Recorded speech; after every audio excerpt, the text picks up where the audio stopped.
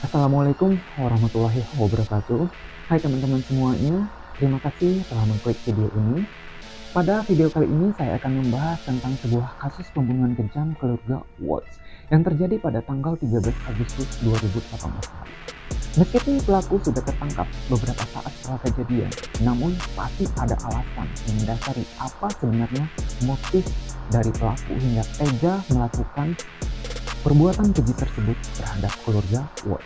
Orang-orang yang terlibat di dalam kasus ini adalah Chris Watts, 33 tahun, Shannon Watts, 34 tahun, dan Bella, 4 tahun, Solis, 3 tahun. Yang keduanya adalah putri dari Chris Watts dan Shannon.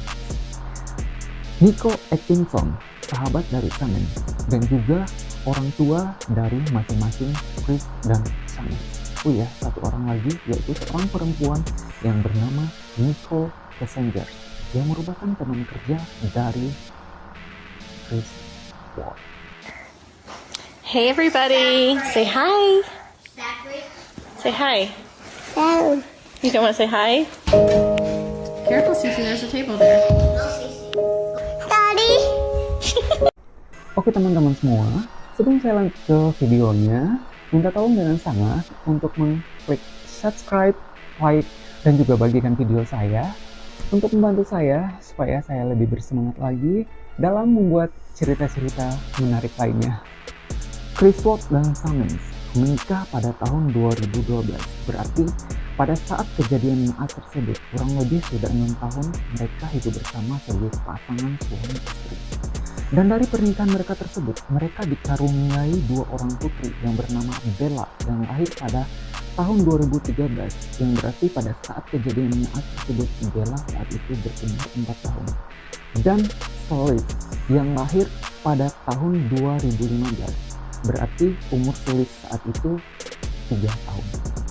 Karena ternyata pada saat kejadian, Shannon ini sedang mengandung anak ketiga yang rencananya akan mereka kasih nama Nicole Lee. Christopher Lee Watts atau yang dikenal dengan Chris Watts lahir pada tanggal 16 Mei 1985 dan bekerja di sebuah perusahaan minyak yang bernama Anadarko Petroleum. Shannon Catherine Watts lahir pada 10 Januari 1984. Shannon ini adalah bagian dari Thread.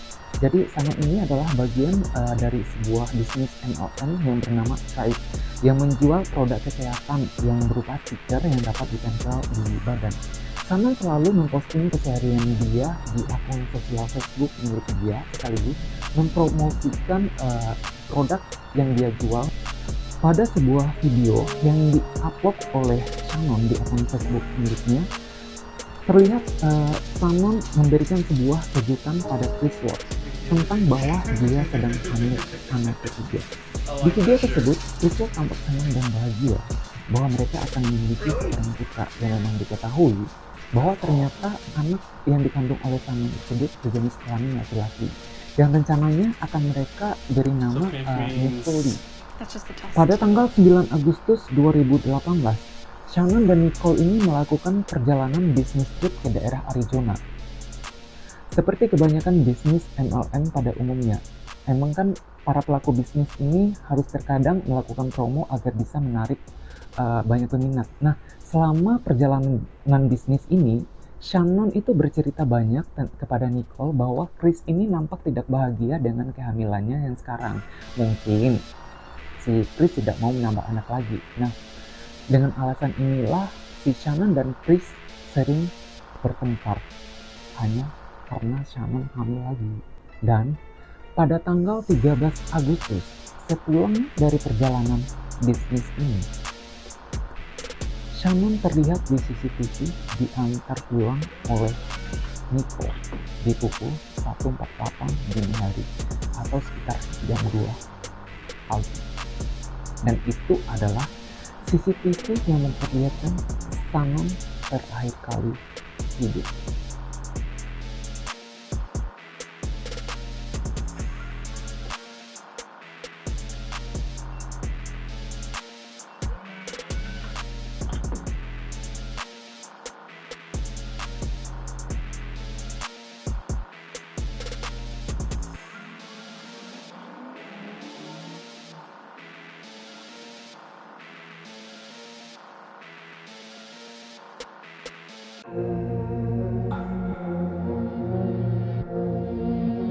Kepada Pak Polisi, Nicole bilang bahwa rumahnya Shannon itu dikunci dan sementara mobilnya pun masih terparkir nih di garasi dengan kondisi garasi juga terkunci. Shannon juga menyatakan bahwa dia baru saja mengantarkan sahabatnya tersebut ke rumahnya sekitar jam 2 pagi tadi sepulang dari perjalanan bisnis mereka. Sekitar jam 9 pagi, Nicole mencoba menghubungi Shannon kembali untuk menanyakan perihal janji temu dengan seorang dokter kandungan hari itu. Oh ya teman-teman, karena kan sebelumnya Shannon juga bercerita bahwa saat ini dia sedang mengandung 4 bulan. Makanya dia meminta tolong kepada Nicole untuk menemaninya ke dokter kandungan. Karena katanya Shannon saat itu memang lagi nggak badan. Makanya dia meminta tolong sahabatnya tersebut. Karena belum juga mendapatkan kabar dari Shannon, akhirnya sekitar jam 12 siang, Nicole berinisiatif untuk mendatangi rumah Shannon bersama dengan putranya. Sesampainya di rumah Shannon, Nicole mencoba mengetuk pintu, tapi ternyata tidak mendapatkan jawaban dari dalam rumah. Dan akhirnya, Nicole mencoba menghubungi Chris, suami Shannon, agar cepat kembali ke rumah untuk mengecek keadaan Shannon. Karena Chris belum juga muncul setelah lama ditunggu, saat itulah Nicole menghubungi polisi untuk membantunya.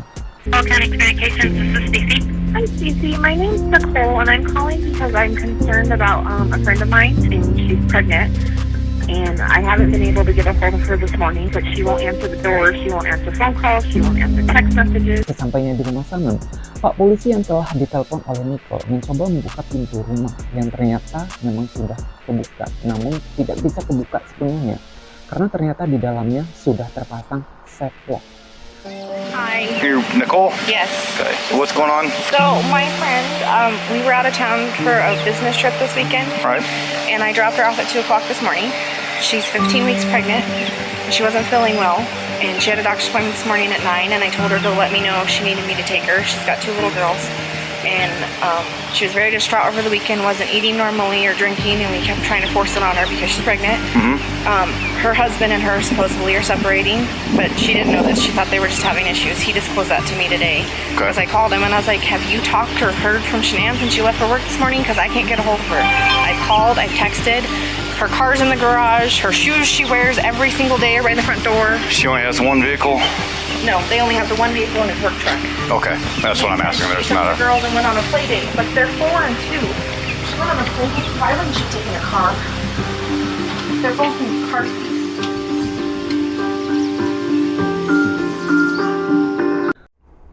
Nicole juga mengatakan kepada Pak polisi bahwa sejak kedatangannya dia telah menelpon Chris, suami dari Shannon, namun sampai sekarang belum juga datang.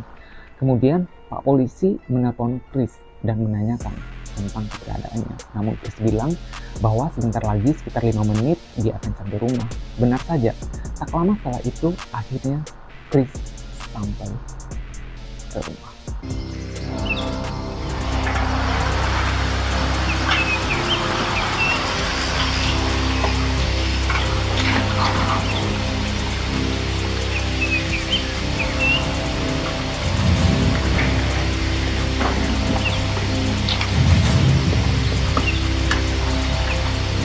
I'm here. Yeah, give me a hello. Okay, get mad.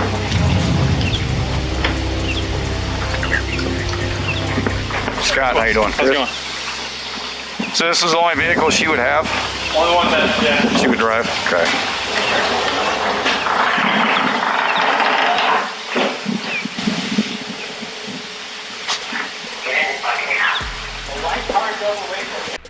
Pak polisi akhirnya kemudian meminta izin untuk menggeledah seluruh isi rumah mereka.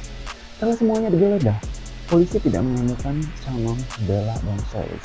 Tetapi barang-barang pribadi milik Shannon seperti cincin pernikahan, tas tangan yang berisi obat-obatan yang harus dikonsumsi oleh Shannon setiap hari, dan juga handphone milik Shannon itu berada di dalam rumah tersebut. HP Shannon kemudian diambil oleh polisi untuk diinvestigasi. Untuk mengetahui kejadian di sekitar rumah, pada pagi hari itu. Pak polisi pun meminta tolong kepada tetangga untuk mengecek CCTV yang mengarah ke rumah keluarga Ward. What's that? Nothing on there. You just have to My camera. turn the truck up to the garage. Lay down. Loaded my stuff up in my coolers, my water jugs, my book bag, my computers, some of the tools that I had from the toolbox. I knew I was going to have to do some pumping unit rubbers today. That's why I was out so far. Is this on continually Yep. recording? Yep.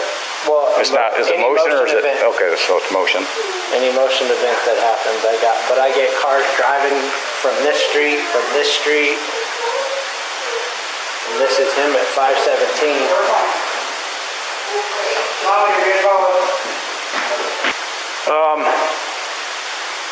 My detective just showed up, so he'll probably want to talk to you. He'd probably, like I said, he might have you call at the bank and see if there's any kind of activity.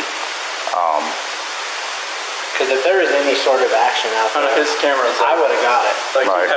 we had issues the other week when people were stealing stuff out of like garages and stuff like that, and I had parked my truck I had here. to park right here. Yeah. So someone, See if I could anything see where someone tried to jimmy with a flathead screwdriver over there, and it was just like, But if any action would have happened, any cars or anything left your house, I would yeah, if have it would got it. have been like right in that area, they should have picked. I mean, Oh, it'll pick up anything coming down the street this way. you know where that tree is? Oh, yeah. Okay. All right, appreciate your time. Yeah, no problem. Thanks. Hopefully something comes up here.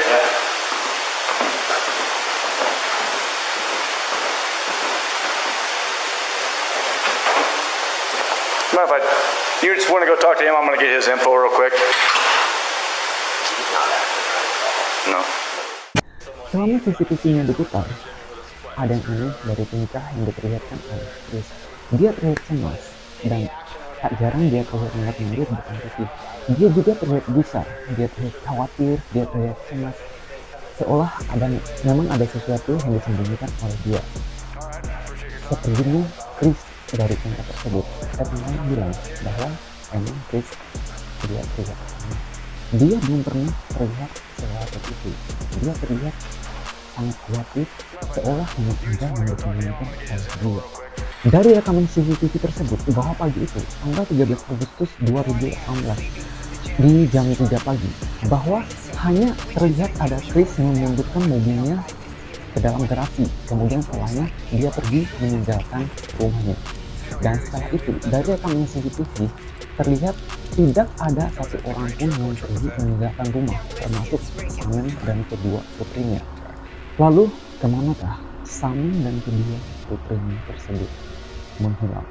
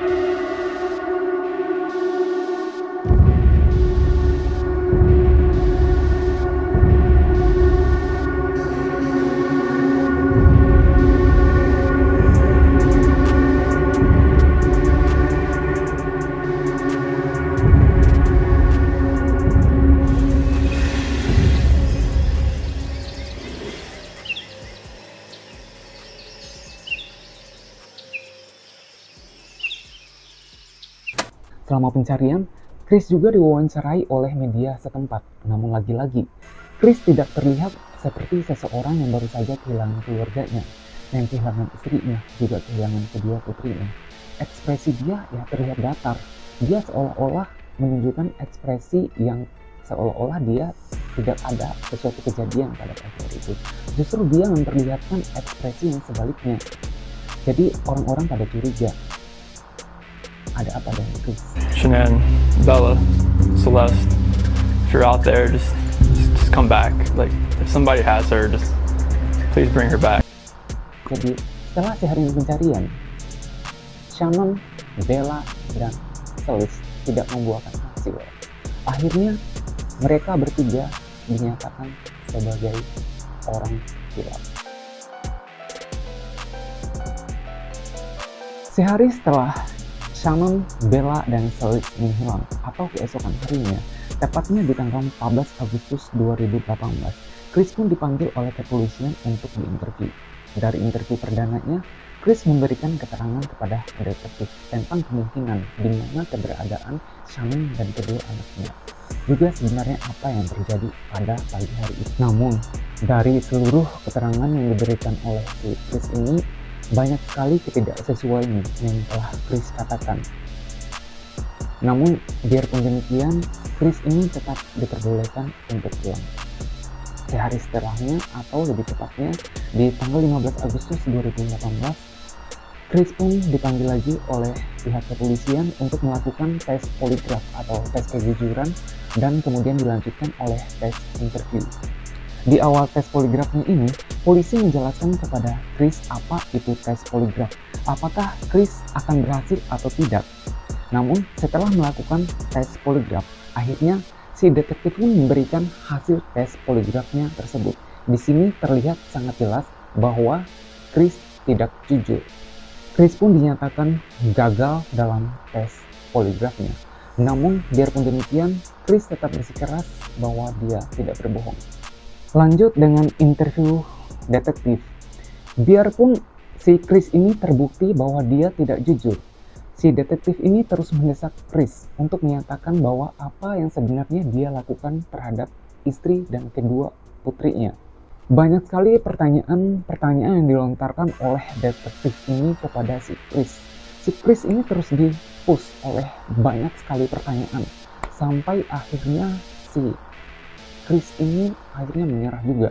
Selama 6 jam dia diinterview, baru dia mengakui apa sebenarnya yang telah terjadi. Interviewnya sendiri berlangsung lebih dari 6 jam. Si Chris terus di-push oleh pihak detektif agar dia mengakui apa sebenarnya yang terjadi.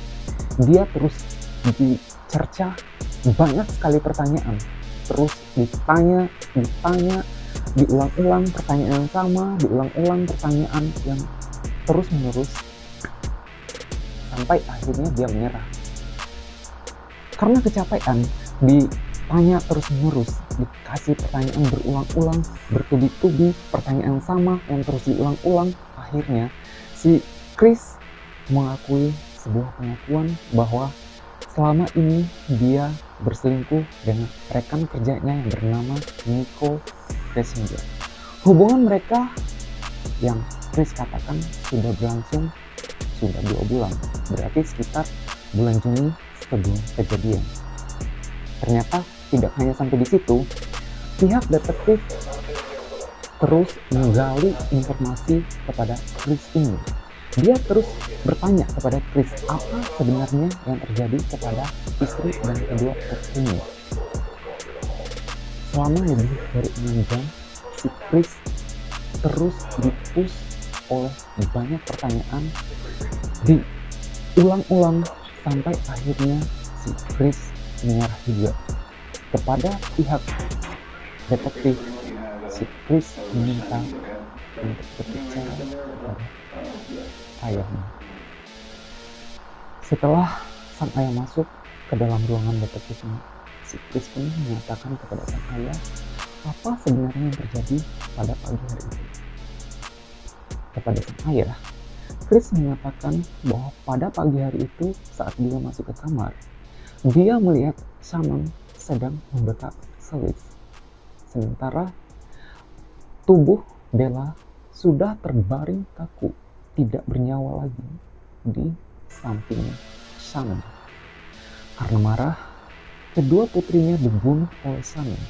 Akhirnya si Chris mencekik Shannon hingga tidak bernyawa. Chris, we're gonna let you have however much time you need, okay? Sure. Anybody was in there? No. Yes. Okay. What's going on in this thing, or? It's polygraph. Failed it. Is there any reason why they shouldn't? It's never paid. They know I had an affair. And they know. I can't complain about that. Anything else you wanna tell me, what's going on, or what kinda happened, or anything, you know anything about it?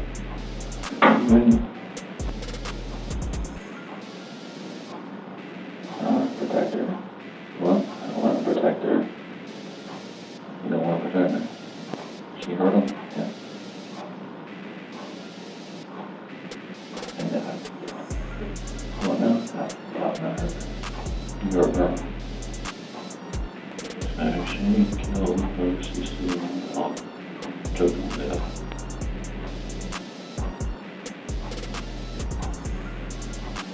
You lost it when you took her, or? Not just this is rage.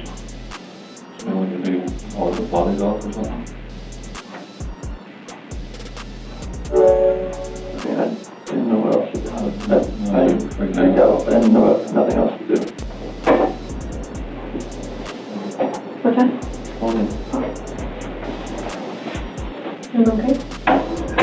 You sure?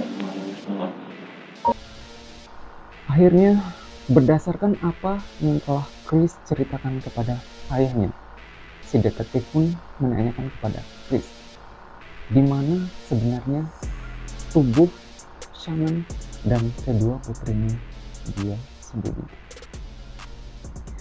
Kepada sang detektif, si Chris pun mengatakan bahwa jasad Shannon dan kedua putrinya sudah dia bawa ke sebuah kawasan minyak tempat dia bekerja.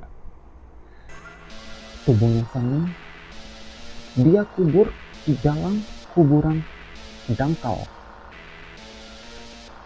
Ya, kuburan dangkal mungkin sekitar 1 atau 2 jengkal aja, ya benar-benar dangkal. Tubuhnya Shannon dia kubur di dalam lubang dangkal tersebut. Di dekat jasadnya Shannon juga ditemukan sebuah spray yang cocok dengan motif bantal yang ada di kamar mereka. Sementara kedua badan putrinya, Bella dan Chloe, Chris masukkan ke dalam sebuah tangki minyak mentah yang ada di tempat tersebut. Tubuh kedua putrinya dia masukkan satu persatu ke dalam sebuah lubang kecil. Lubang kecil yang ada di dalam tangki tersebut yang berukuran 20 cm. Diameter cuma 20 cm. Tubuh anak-anaknya didorong paksa di lubang tersebut. Itu lubang yang dipakai untuk mengisi ulang, untuk refill jalur isi ulang minyak dalam tangki tersebut. Nah, disitulah kedua putrinya dimasuki.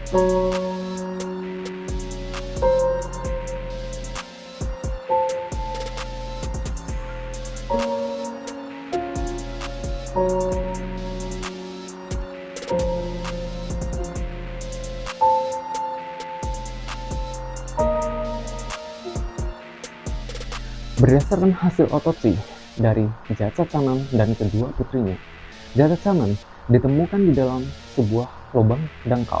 Alasan kematiannya adalah karena dicekik. Kemudian mayatnya dibungkus dengan menggunakan seprei kasur yang ada di kamar mereka. Mayat Shannon ditemukan dengan kondisi janin yang sudah terdorong keluar dari dalam perutnya. Bayi yang ada di dalam perut Shannon itu terdorong keluar karena pembusukan pada mayat Shannon. Sementara hasil otopsi Bella, alasan kematiannya adalah karena dibekap hingga tewas. Kemudian jasadnya dimasukin ke dalam tangki minyak. Sementara hasil otopsi Celeste adalah juga karena dibekap hingga tewas. Lalu jasadnya dimasukin ke dalam tangki minyak. Dari hasil otopsi keduanya, karena dimasukin ke dalam tangki minyak, kulit mereka lepas dari seluruh badan mereka. Kulit mereka tidak menyatu lagi di badan mereka. Kedua gadis cantik ini, mayat mereka akhirnya ditemukan di dalam sebuah tangki minyak dalam kondisi yang tidak normal lagi. Dengan semua pengakuan Chris ini, apakah sebenarnya yang terjadi pada Shannon dan kedua putrinya? Walaupun Chris sudah mengakui bahwa dialah yang membunuh Shannon dan kedua putrinya, namun pendapat orang-orang itu terpecah. Karena apa? Karena Shannon ini adalah bagian dari Thrive. Jadi, Shannon ini adalah bagian dari bisnis MLM yang bernama Thrive, yang menjual produk kesehatan. Shannon ini selalu memposting seluruh aktivitas dia, keseharian dia di akun sosial Facebook miliknya. Dia juga memposting produk kesehatan dia, bagaimana keseharian dia dengan keluarganya. Shannon selalu memposting video keseharian dia yang sangat bahagia, hingga orang-orang selalu beranggapan bahwa Chris adalah sosok yang sangat baik, yang menyayangi keluarganya, yang menyayangi anak-anaknya, hingga tidak mungkin Chris melakukan semua kejahatan ini. Dan terkadang Shannon juga terlihat sebagai seorang istri yang sangat mendominasi. Mungkin karena dari segi karir, Shannon ini sangat baik dari Chris. Chris adalah tipe laki-laki yang terlalu nurut sama istrinya. Si Chris ini adalah tipe laki-laki yang terlalu nurut sama istrinya. Jadi banyak yang berpendapat bahwa karena Shannon seperti itu, makanya dia dibunuh.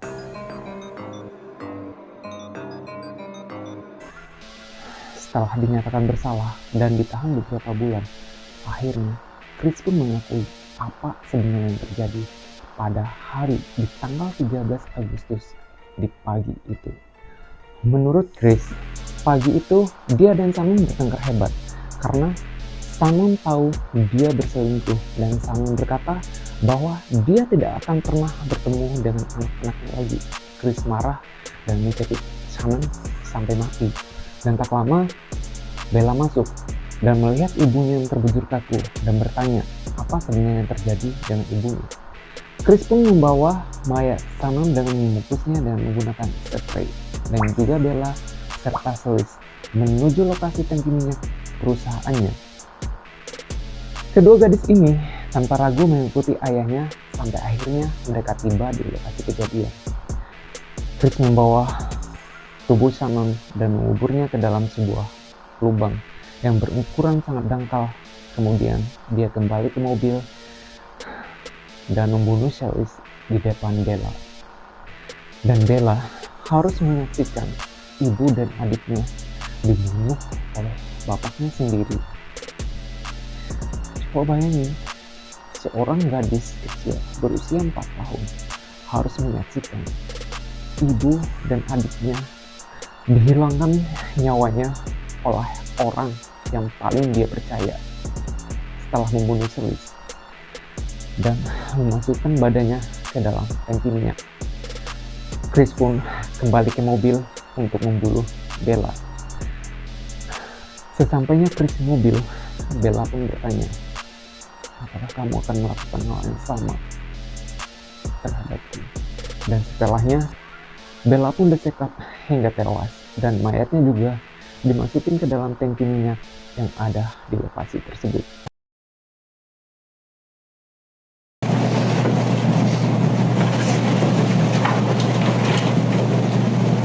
Your Honor, that's all the witnesses that I had intended on calling, and I know that the court addressed this during the procedural posture. I am aware that Mr. and Mrs. Watts would also like to address the court.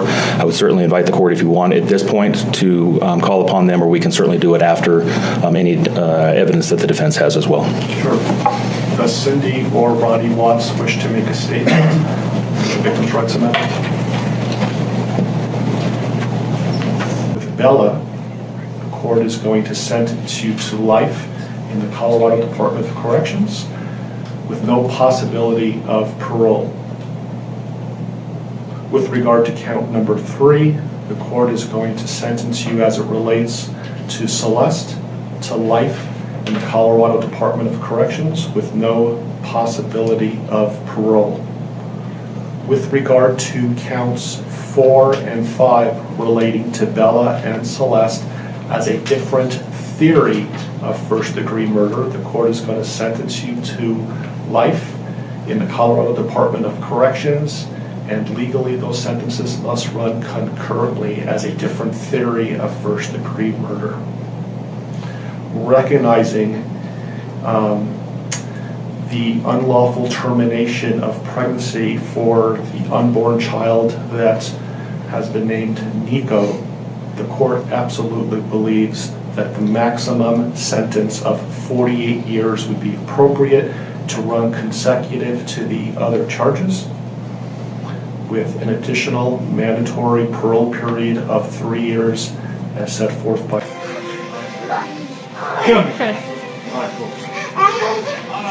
I don't want a video of you. Marie shoots across the sea as I leave. And gymnastics you want to do too? And dance? So we're gonna work. That Bella, is that Santa Claus? Oh, pretty face, you don't have to woo me, just admit that you owe me. You owe me. Pretty face, I can tell from the look in your eyes that you got a hungry appetite.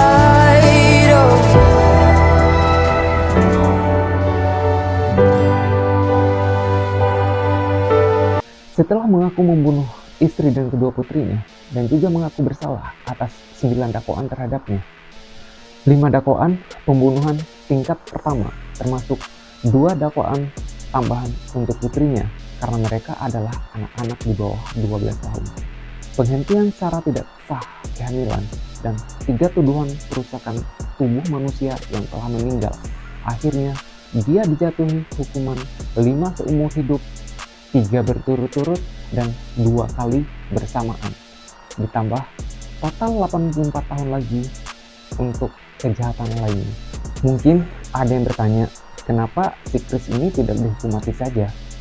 Karena berdasarkan keputusan peradilannya bahwa dia telah mengakui kesalahannya dan menceritakan semuanya kepada yang berwenang. Makanya dia diberikan keringanan hukuman, yaitu hukuman seumur hidup. Gimana? Apakah Chris pantas untuk mendapatkan hukuman? Bagaimana pendapat kalian? Komen ya.